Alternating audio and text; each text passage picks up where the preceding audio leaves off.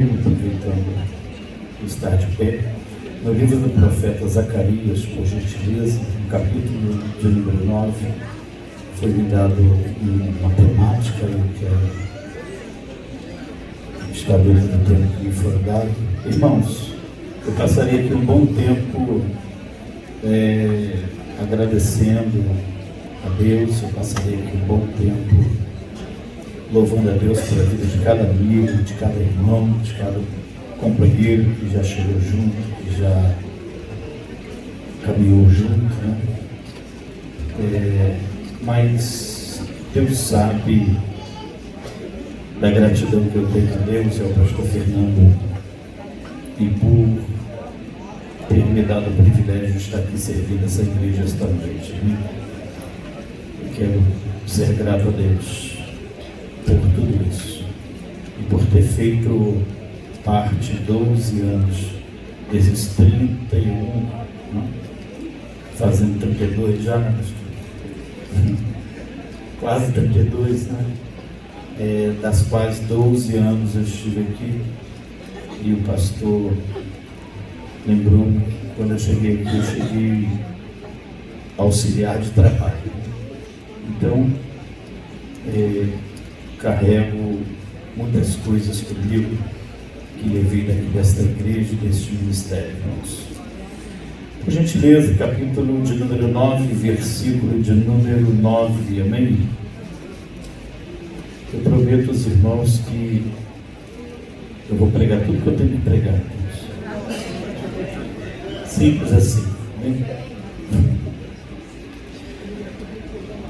Capítulo 9, versículo 9 diz assim: alegra-te muito, ó filho de Sião, exulta, ó filha de Jerusalém, eis aí te veio o teu rei, justo e salvador, humilde, montado em jumentinho, num jumentinho cria de jumenta. Amém?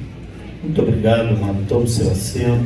Se você puder ficar com a sua Bíblia na mão, e você dá uma linda salva de palmas para o Senhor Jesus.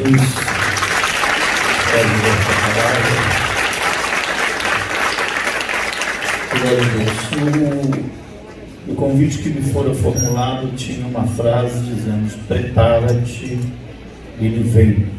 Então toda a minha oração, então toda a minha busca foi que o Espírito Santo me orientasse no sentido de trazer uma palavra, irmãos, que de fato incomodasse o nosso coração, uma palavra que de fato venha confrontar o nosso modo de vivente, né?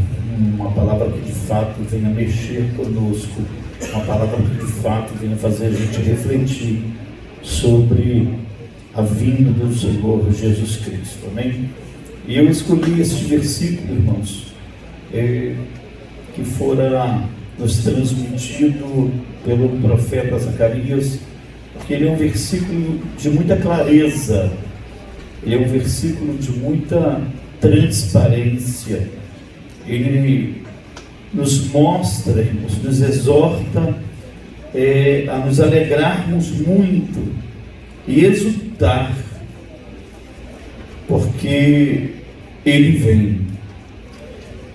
E ele vem, irmãos, que não só mostra que Israel poderia ter esperança futura, como também mostra a forma que ele viria e as suas características. Assim, ele vem, o teu rei, justo e salvador, humilde, montado em um jumento, num jumentinho cria de jumenta.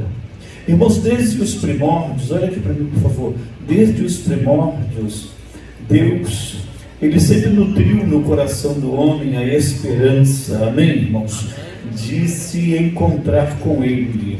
Desde que o homem pecou, desde que o homem virou as costas para Deus, Deus, ele sempre esteve à frente, Deus sempre esteve se revelando, Deus sempre esteve se mostrando, Deus sempre esteve nutrindo essa esperança no coração do homem. Nos momentos mais difíceis, irmãos, nos momentos mais conturbados, sempre houve uma palavra profética.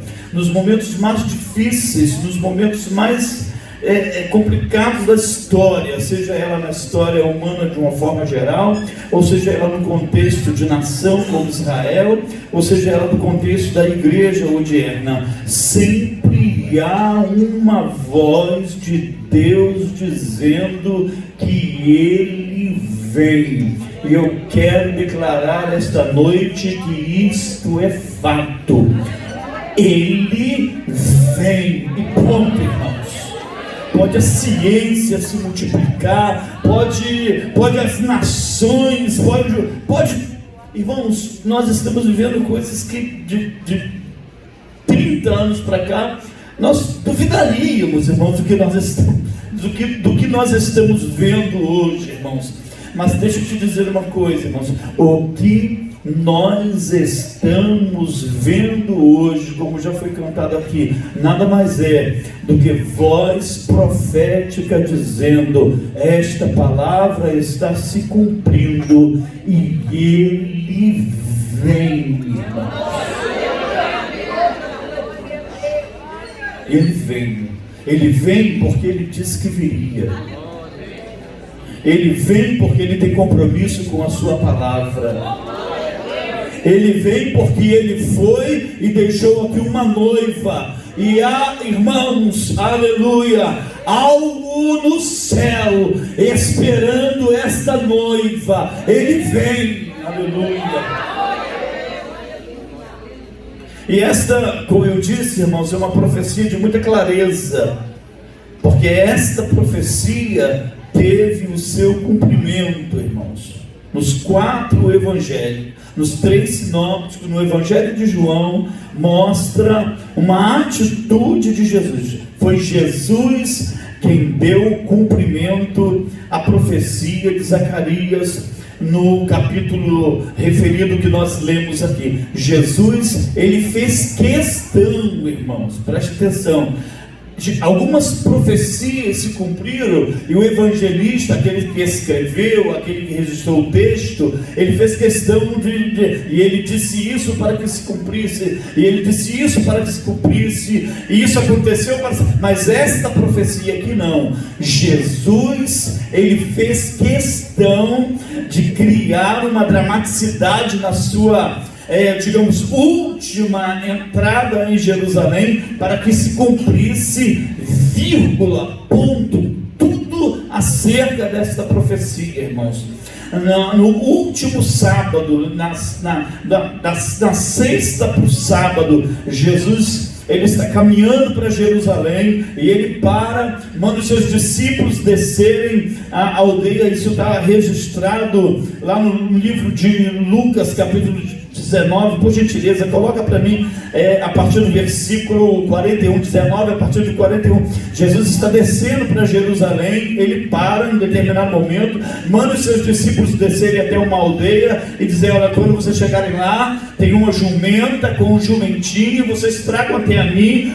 Se alguém perguntar por que, dizem que o mestre precisa dele. Preste atenção, irmãos, que foi Jesus quem tomou esta atitude, para deixar bem claro, irmãos, para deixar bem patente que Ele era quem Ele diz que era, irmãos.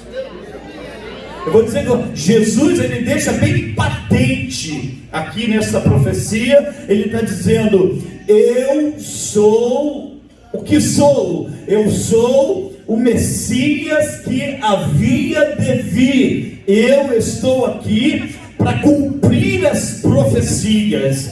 E a Bíblia vai dizer que ele, pegando aquele jumentinho, colocam ali, e ele desce a Jerusalém, irmãos. E o texto é bem claro. Escolhe o texto aqui para mim, meu amado. E o texto é muito claro, irmãos. Quando as multidões que o acompanham vê isso, irmãos. Aqueles que o acompanham, aqueles que vivenciaram os milagres, aqueles que comeram o pão que foi multiplicado, aqueles que comeram os peixes, aqueles que vivenciaram o ministério terreno de Jesus, eles, num rompante de louvor, eles vão do lado adiante, gritando, exaltando a Deus, glorificando a Deus, com um pedido de socorro. Diz: Hosana nas alturas, bendito é aquele que vem em nome do Senhor. Irmãos, se Jesus ele entra em Jerusalém, ele entra pelas estradas de Jerusalém, e a Bíblia vai dizer que o povo que estava em Jerusalém por ocasião da festa vem ver o que está acontecendo, e a Bíblia vai dizer que no momento toda a Jerusalém estava alvoroçada. Por quê? Que Jerusalém estava alvoroçada, porque ali, irmãos, glória a Deus, querendo ou não querendo, reconhecendo ou não reconhecendo, estava entrando Jesus de Nazaré, o Rei dos Reis, o Senhor dos Senhores, aquele que fora profetizado, aquele que havia de vir, irmãos. E quando Jesus, aleluia, ele assume o seu messiado, glória a Deus, o povo levanta as mãos e pede socorro, o povo levanta as mãos e glorifica o Deus que está no céu. Quem pode fazer isso esta noite? Filhote, me ajuda, filhote. Glória a Deus. Glória a Jesus. Irmãos, é aqui que eu quero chegar, irmãos. O povo estava aguardando Jesus. Preste atenção, irmãos.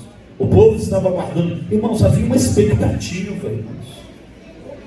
Eu vou falar, sempre houve essa expectativa. O povo aguardava o Messias, amém, irmãos? O povo suspirava por um Messias. O povo clamava por um Messias. E esse Messias agora se apresenta.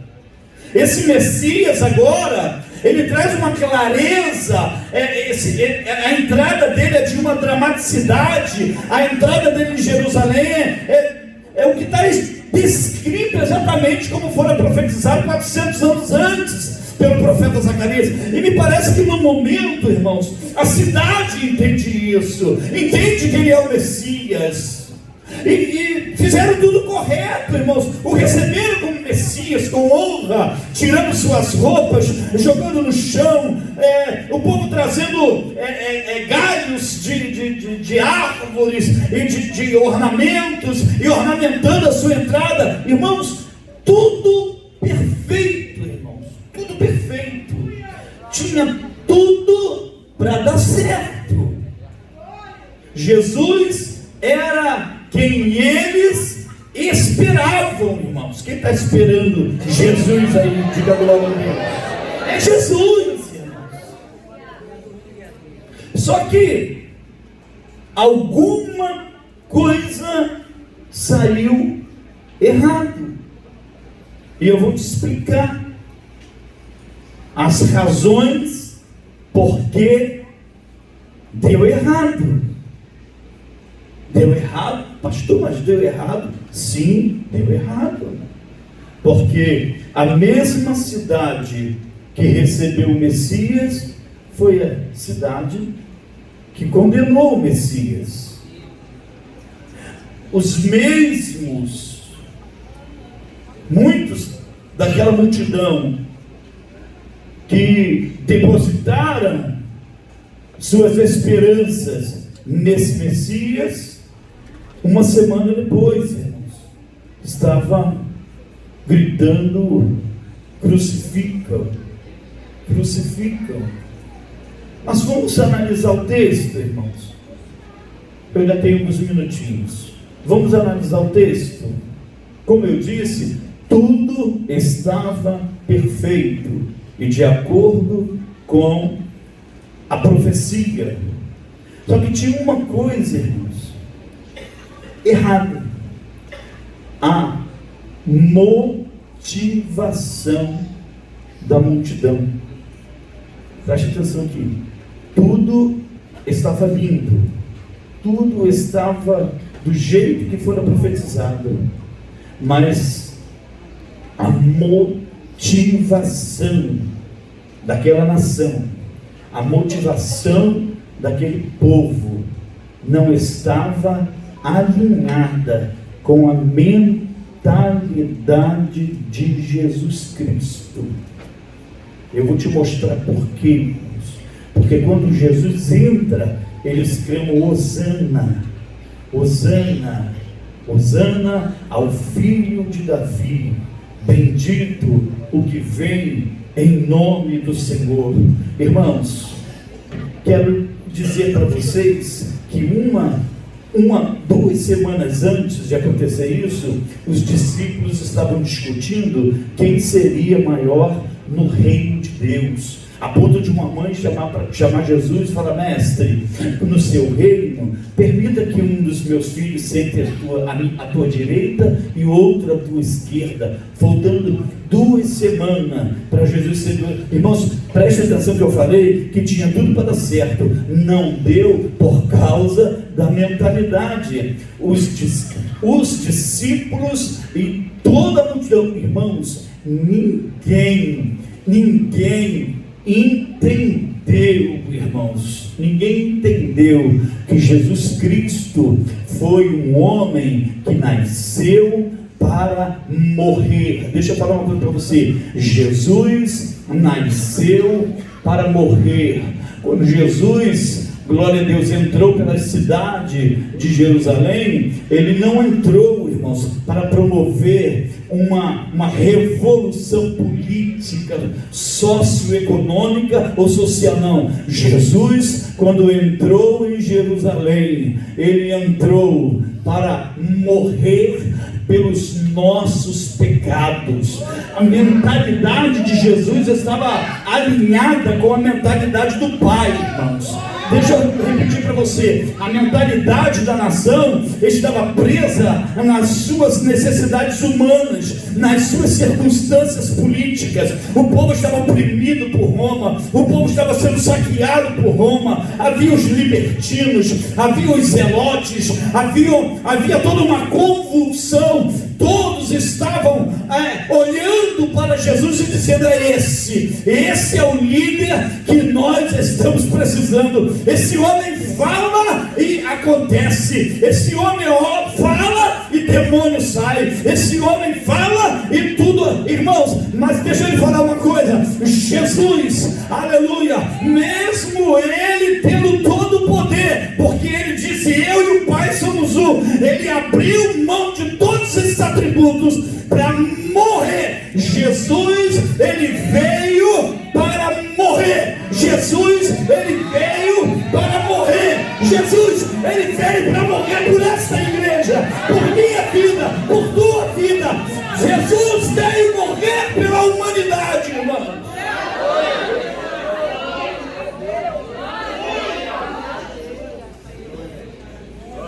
Você está esperando Jesus.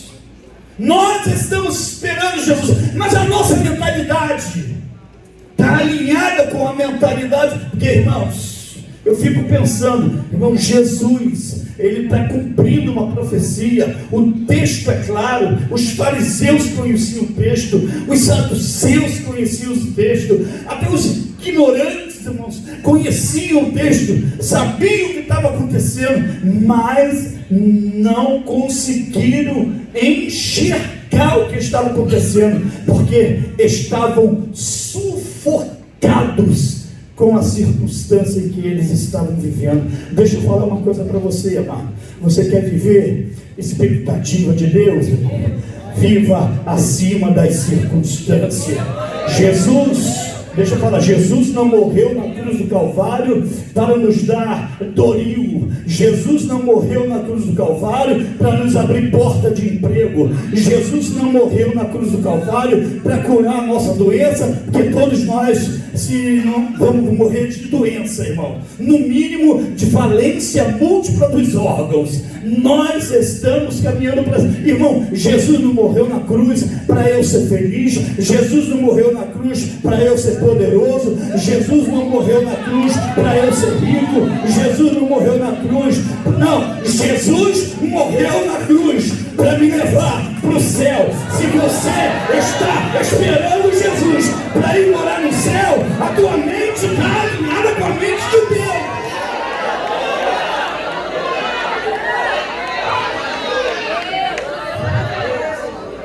Outro dia chegou um menino na igreja, culto de terça-feira, estava abrindo a igreja, abri a igreja e tal, ele chegou, nunca tinha visto ele sentou, e eu gentilmente fui lá, seja bem-vindo, tá a primeira vez, tá falando. Ele, poxa pastor, minha igreja é lá no Morro do Castro, está muito longe, e eu estou visitando a igreja, eu estou procurando uma igreja para ser feliz. E ele me pegou naquele dia assim, né? Quem conhece o pastor Robson um pouquinho, sabe que tem dia que a gente está bem sem filtro, né? Eu falei, mano, você está procurando uma igreja para ser feliz? Eu falei, então sinto muito, irmão, tu entrou na igreja errada. E ele arregalou uns olhos assim. Eu falei, filho, tu entrou na igreja errada, filho, porque aqui você não vai ser feliz não, filho.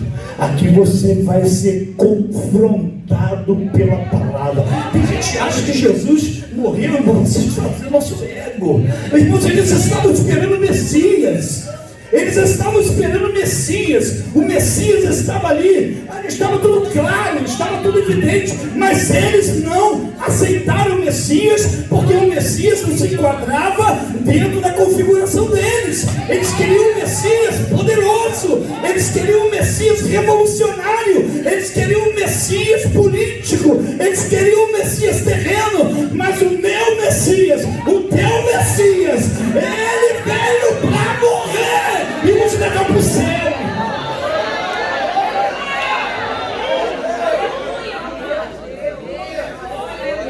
E a coisa não dá certo, irmãos. Não dá certo, me perdoe, irmãos. Por que nós estamos vivendo aí não sei, irmãos, não quero nem arrumar uma palavra aqui. Por que está difícil o contexto cristão hoje? Porque estamos oferecendo o Messias, irmãos, que não está de acordo com o céu. É verdade, estão oferecendo um Messias, é uma pregação que não traz expectativa do céu. São ensinos, irmãos, que não nos levam para o céu. Irmãos, está tudo meio voltado para a necessidade. Irmãos, o contexto é exatamente igual ao contexto aqui, irmãos. A necessidade, quem não tem necessidade? Quem não precisa de dinheiro? Quem não precisa de saúde? Quem não precisa ser feliz? Todo mundo precisa, irmão. Mas a igreja, irmãos, não está aqui para oferecer isso a ninguém. A igreja está aqui na terra para ser sal, para ser luz. A igreja está aqui na terra, irmãos, não é para governar o Brasil como estavam querendo. Igreja, aleluia, não é braço político, irmão. Igreja é corpo de Cristo. Nada contra a política, irmãos, nem contra os políticos. Longe de mim, irmãos. Mas o que eu estou falando, irmãos, é que a igreja tem que estar ligada no céu.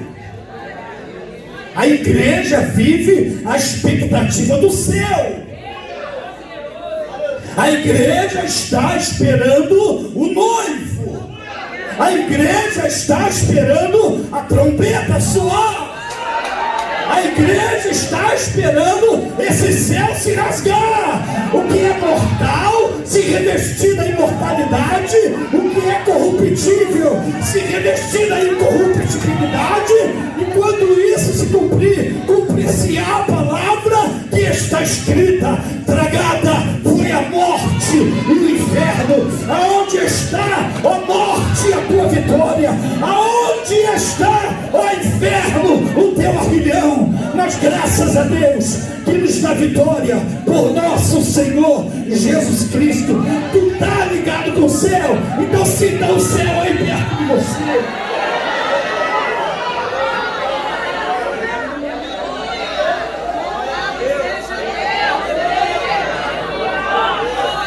Pode exaltar, me ajuda, vai. Vai, glorifica Ele.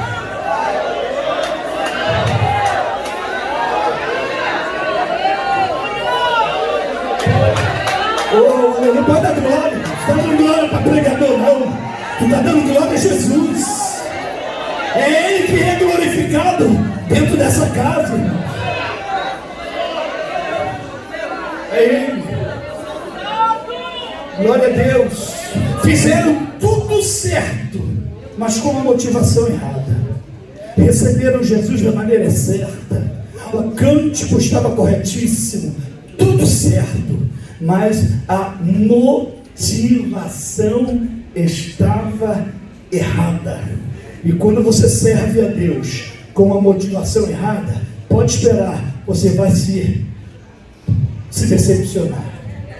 Eu vou repetir, se você serve a Deus, tu pode até ser sincero, mas se você serve a Deus com a motivação errada, você vai se decepcionar. É por isso que tem gente, saí porque fiquei decepcionado com o pastor, saí porque fiquei decepcionado com ele, o irmão me decepcionou, não me deu nem a paz do Senhor. Ora bolas, não é nada disso.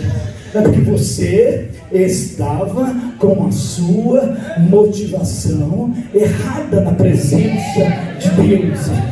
Porque quem serve a Deus com a motivação certa, deixa eu te falar, quem serve a Deus olhando para o céu, quem serve a Deus querendo ver o nome de Jesus glorificado, quem serve a Deus sem interesse próprio, quem serve a Deus sem esperar aplauso, quem serve a Deus sem esperar cura, quem serve a Deus sem esperar nada, irmãos, aleluia, esse não se decepciona, porque Deus, aleluia, nunca vai decepcionar quem serve a Ele com a motivação de glorificar o nome dEle.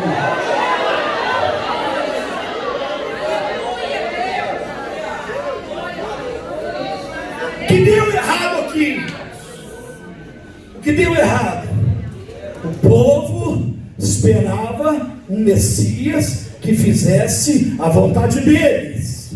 Só que um Messias que entrou por aquela porta, naqueles portões, foi um Messias que estava disposto a fazer a vontade do Pai.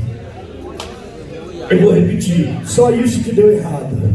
Só isso que deu errado. Só isso. Eu vou te falar, teve muita gente que não entendeu. Muita gente que não entendeu. Vocês lembram lá em, acho que Lucas, acho que é capítulo 15, finalzinho de Lucas, lá, os dois discípulos do caminho de Emaús, eles iam, irmãos, eles estavam em Jerusalém, eram discípulos. Não estou falando de um da multidão, estou falando de discípulos.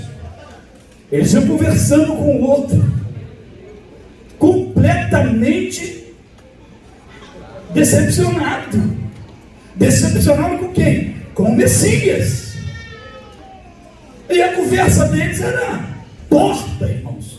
Estava num caminho torto, com uma conversa torta. E com o verbo todo no passado, irmãos. Pode ver lá, se você tem algum verbo no presente. Todos os verbos da conversa deles eram conjugados no passado. Nós esperávamos que fosse ele. Nós aguardávamos que fosse ele. Jesus se apresenta. Fala, que papo é esse aí? Não, tem crente que tem uns papos estranhos. É crente decepcionado. É crente decepcionado porque quis fazer Jesus de babá. É crente decepcionado porque não apareceu bonitão. É crente decepcionado porque está duro. É crente decepcionado porque está desempregado. É crente decepcionado porque o pastor não deixa pregar. Vai pregar na rua, meu irmão.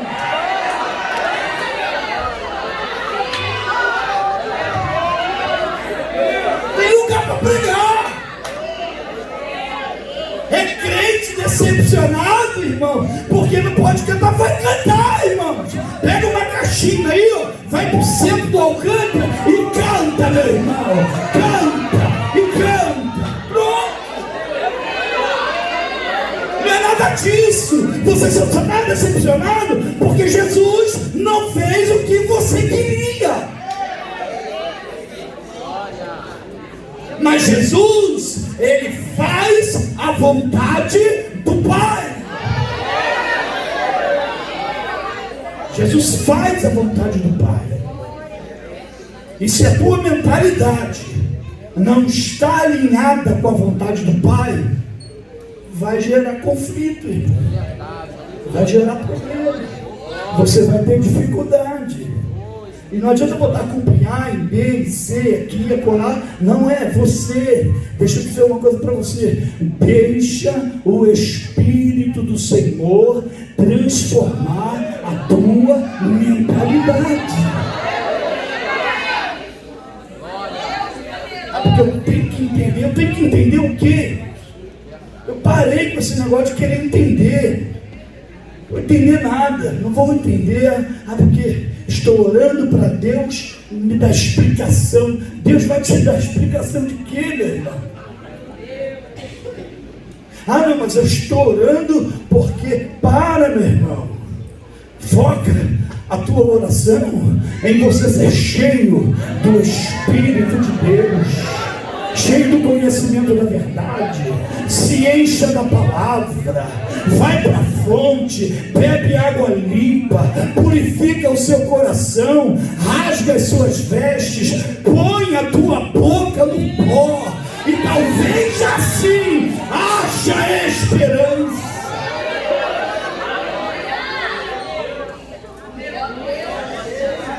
Estão conversando o quê? Nós esperávamos. Aí Jesus, o povo incrédulo, o povo de coração duro, o povo esquisito. Aí Jesus começa a dizer, o texto que Jesus começa a abrir as Escrituras, e Jesus começa lá abrindo as Escrituras, e de repente já era noite, chegaram lá na casa, e não vai, fica com a gente. E na hora de comer o pão, aleluia, oh glória. Olha o mistério aí, na hora de comer o pão, é comunhão. Deixa eu falar, na hora de comer o pão, é sentar à mesa, é ser alimentado que é de Deus, é ser alimentado que é de Jesus. As expectativas deles mudam, a visão deles clareia, eles passam a enxergar. Quando Jesus pega o pão da graça, os olhos deles se abrem e, aleluia, já não estavam vendo mais Jesus, mas agora estavam crendo em Jesus. Voltaram correndo, irmãos, voltaram para Jerusalém, voltaram para o lugar da promessa, voltaram para o lugar onde devia nem ter saído, irmão. Deixa eu falar uma coisa para você. Eu creio, você que está decepcionado, eu estou na igreja, eu não sei o que eu estou fazendo na igreja, Deus opera na minha vida, eu não vejo nada, eu não ouço nada, não acontece nada. Ei, o Pai está te chamando a comer do pão esta noite, e pelos seus olhos abertos, você vai ver que Jesus está vivo, aleluia, Ele continua sendo o Messias.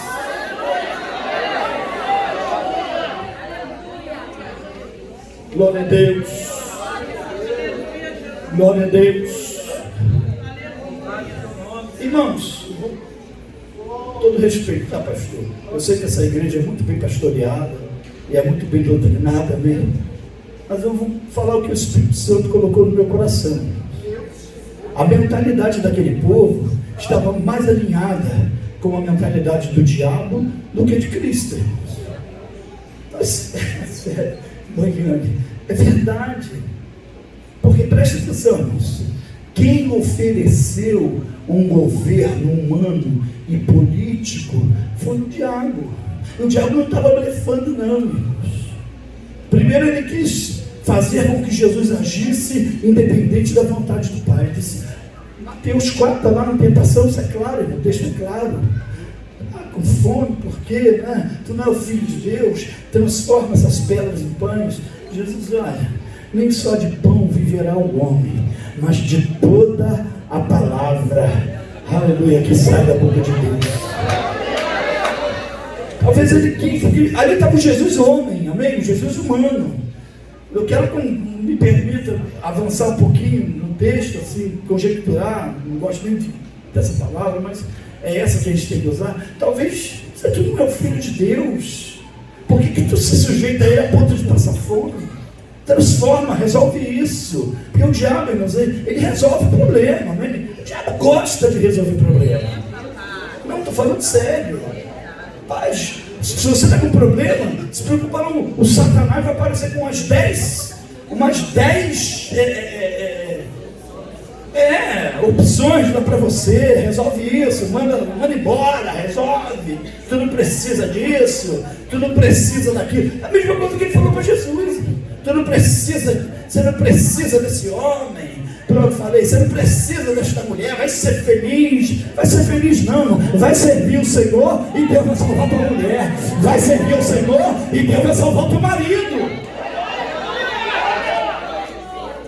O diabo é de solução rápida, Jesus não, nem só de pão viverá o homem, mas de toda a palavra que sai. Porque, irmãos, glória a Deus, a Bíblia vai dizer lá no livro de João, no capítulo lá, não vou lembrar de tudo também não, né? E quando Jesus multiplicou os pães e peixes lá, irmãos, Jesus teve que sair do meio do povo, porque o povo queria arrebatá-lo e fazer um rei. Está escrito lá no texto. Está escrito lá, o povo, irmão. Porque o povo quer a solução rápido. Só que Jesus, irmão, não é David Copperfield. Ele fala assim, ó. Até gostaria que fosse, mas não é. Ele trabalha dentro dos seus princípios. Eu já estou partindo para o finalzinho, já, tá?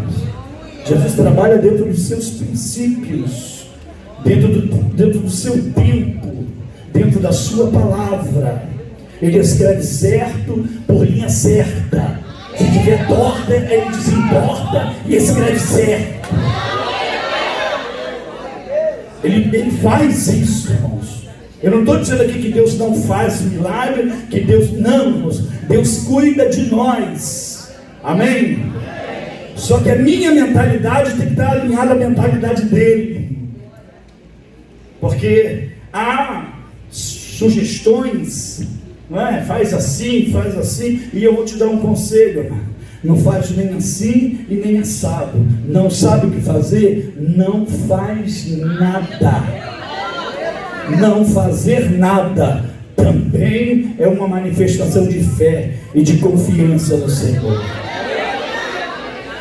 E agora, o que você vai fazer? Eu não vou fazer absolutamente nada. Eu não posso fazer nada. E eu cheguei à conclusão que quando eu não posso fazer nada, eu paro e espero aquele que pode fazer tudo operar na minha vida. Quem pode hoje levantar a mão e glorificar o nome do Senhor? Esperavam Jesus, esperavam com que aspirações políticas queriam que Jesus os libertasse de fato. Os libertasse de quê, irmãos? Os libertasse da opressão, do problema, de todo o contexto, irmãos.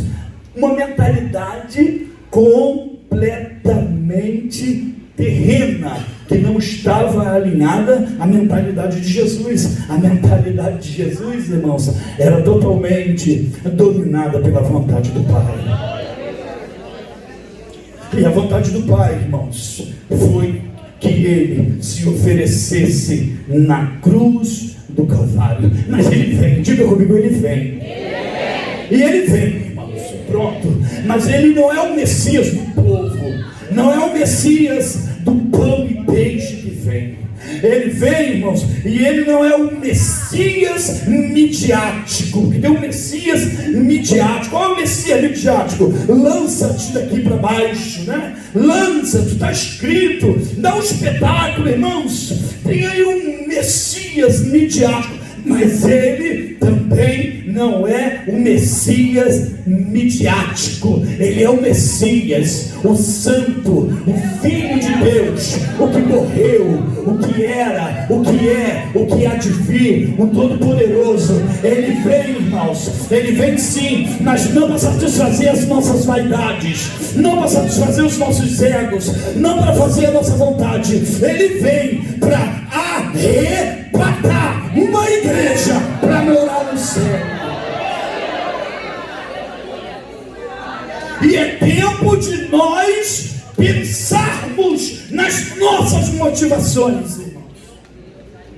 Porque tem gente que espera tudo de Deus, tem fé para receber tudo, tem fé para tudo, irmãos, mas não tem fé para viver uma vida íntegra, uma vida correta, uma vida posicionada para o arrebatamento da igreja. E Jesus que vem, ele vem para uma igreja que está lhe aguardando, irmãos. Está lhe aguardando.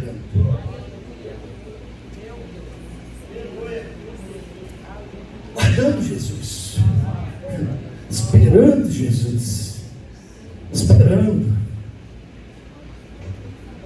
Ele vem, irmãos. Ele vem como Rei dos Reis. Ele vem como Senhor dos Senhores. Ele vem para botar ordem no sistema. Ele vem para governar, ele vem para reinar. Outro dia eu vi uma pesquisa, os grandes conversando qual vai ser a nação que vai dominar o mundo futuro. E muita gente apostando na China, outros não, os Estados Unidos devem continuar com a hegemonia, e outros falando de Rússia, e falaram, e ninguém mencionou, irmãos, uma nação desse tamaninho no mapa mundial, chamado Israel, irmãos. Eu vou falar uma coisa para você que não é novidade para ninguém. A nação que vai dominar o mundo futuro chama-se Israel. E quem vai estar governando Israel, assentado, aleluia, no seu trono, será Jesus Cristo, o Filho de Deus. Tu pode exaltar a Ele. Não tem China, não tem Rússia, não tem poderio bélico, não tem arsenal atômico, não tem, eu não sei, irmãos, na íntegra, não me pergunte como vai ser, mas a Bíblia dá alguma luz, irmãos. Ele descerá com alarido e voz de arcanjo, seus pés se assentarão no monte das oliveiras, aquele monte vai se vender do meio, Israel vai se converter, aleluia, e pasme, a igreja gloriosa vai estar com ele, irmãos. Ele vai reunir as nações, não sei se pelo conselho da ONU, não sei, irmão, como que vai ser, mas eu sei que todo joelho se dobrará e toda língua confessará que Jesus Cristo é o Senhor, para a glória de Deus Pai. Levante a mão e diga: Ele vem!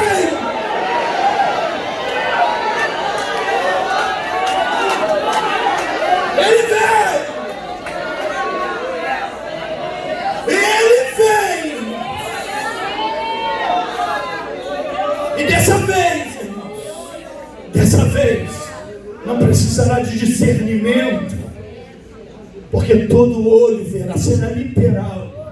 Está lá em Apocalipse 19, depois você lá, Apocalipse 19, é literal, irmãos. Ele vem, deixando bem claro quem ele é, fiel e verdadeiro.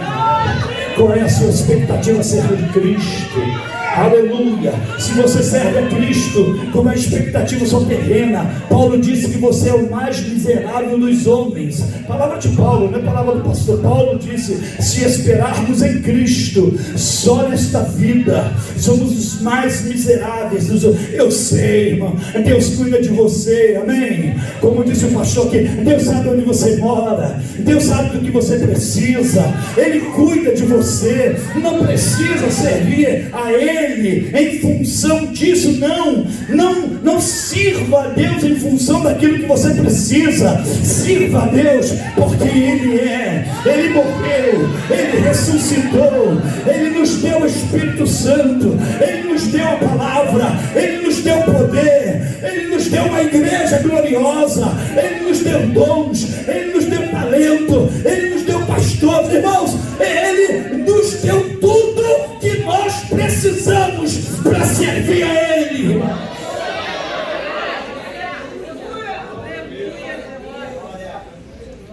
Que nós possamos sair daqui esta noite.